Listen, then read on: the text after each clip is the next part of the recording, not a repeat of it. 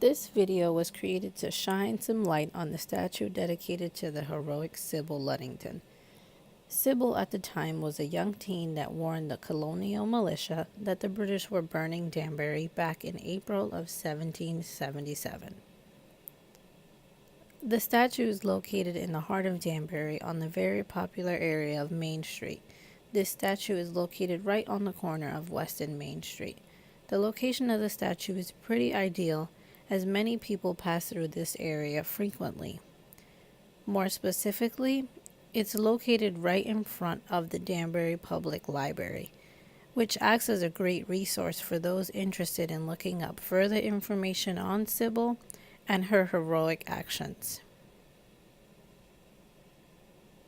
It is also a great location because many parents, children, and young adults visit the Danbury Public Library and are very familiar with this common downtown area. This statue is actually a smaller version of the original, which is actually much larger. The original is located in Carmel, New York.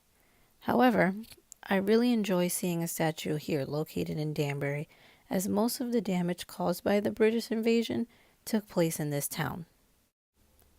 It truly isn't a surprise that Anna Huntington, the artist of this statue, wanted to pay homage to the brave teen. Sybil was the daughter of Henry Ludington, who was a veteran of the French Indian War and commander of the militia of Dutchess County. On April 26, 1777, Henry Ludington, father of Sybil Ludington, received notice from an exhausted messenger that the British had invaded Danbury. At this time, the British marched in and found their search of American military supplies and began to damage and invade homes.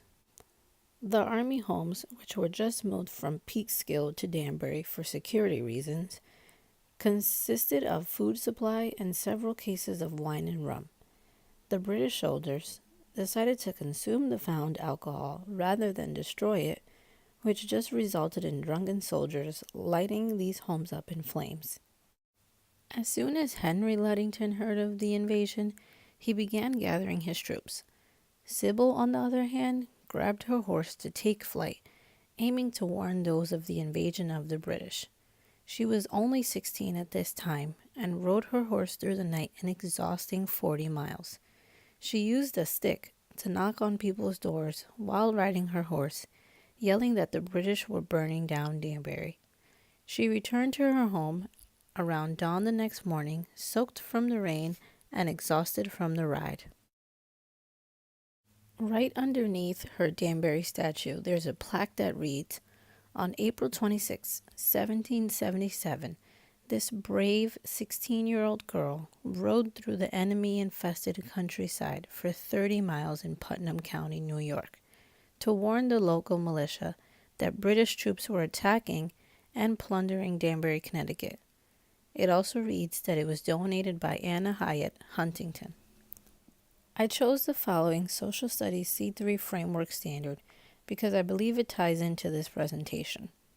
The standard number is D3.2.6-8, and it reads, "Evaluate the credibility of a source by determining its relevance and intended use." This was pulled from Dimension 3, Evaluating Sources and Using Evidence.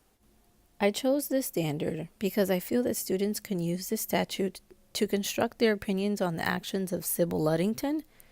They can also evaluate the relevance of this statute by gathering information about the event and the meaning of its location to the community.